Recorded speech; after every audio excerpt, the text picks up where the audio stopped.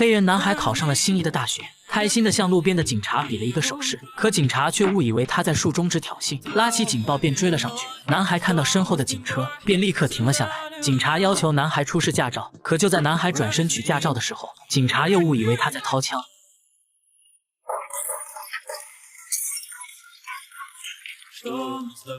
在没有任何警告的情况下，警察开枪射杀了男孩。他们翻遍车内，也没有找到所谓的枪，只找到一本驾照和一张大学录取通知书。他们误杀了一个即将踏入大学校园的学生。警察知道闯祸了，但不仅没有拨打急救电话，反而是把没有断气的男孩铐了起来。随后从警车里用抹布取出一把枪，把现场伪造成男孩持枪袭警的样子。 晚上，大批的警员和医护人员赶到现场。这个女人是男孩的母亲，同时也是一名亚裔警察。当母亲看到已经死去的儿子，她泣不成声。儿子死亡的消息很快传到父亲的耳中，他来到医院，不敢面对儿子死去的模样，只能崩溃的掩面痛哭。儿子考上大学，本来是一件高兴的事，到最后却变成了悲剧。母亲辞去了警局的职务，并劝说丈夫也辞去法官的职务。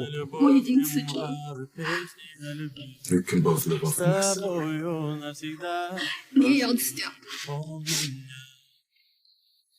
I can't quit. 而丈夫却很理智，他是本市唯一的黑人法官，如果辞掉，那就代表妥协，更无法为儿子洗脱罪名。第二天，男人从警察朋友那里得知，儿子确实有一把枪，而男人却很坚信自己的儿子不会持枪。接着，夫妻俩来到警局，遇到了射杀儿子的那2名警察。 大壮还算有点良知，他自知心中有愧，不敢面对失去儿子的父母，转身朝楼上走去。而长毛却很嚣张，他毫无悔意，说不会为自己的本职工作而道歉。男人警告他，自己会动用所有的手段和人脉，让长毛付出应有的代价。而长毛却一再坚持自己没有做错任何事，更无需道歉。生气的母亲上去就是一巴掌，长毛轻蔑一笑，仿佛认定他们拿自己没有任何办法。而在审讯之前，2名警员已经统一口径，佛波洛也没能调查出真实的情况。随后，男人以法官的身份找到了市长，同样身为黑人，市长却没有站到他这边。作为他们的执法机构，他相信他们的警员，除非找到有力的证据，否则2名警员不会受到任何的处罚或指控。